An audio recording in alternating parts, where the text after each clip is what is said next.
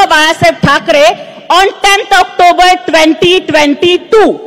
मग जर तुमचाच अधिकृत पेज सांगते की तुमच्या पक्षाची स्थापना 10 ऑक्टोबर 2022 ला झाली, तर उबाठावाल्यांनो खुशाल तिसरा वर्धापन दिन साजरा करा.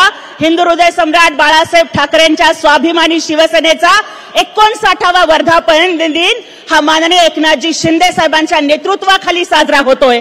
इथे जमलेत स्वाभिमानी मावळे आणि तिकडे मात्र जमलेले आहेत ते सत्तेच्या पिंडाला चटावलेले कावळे.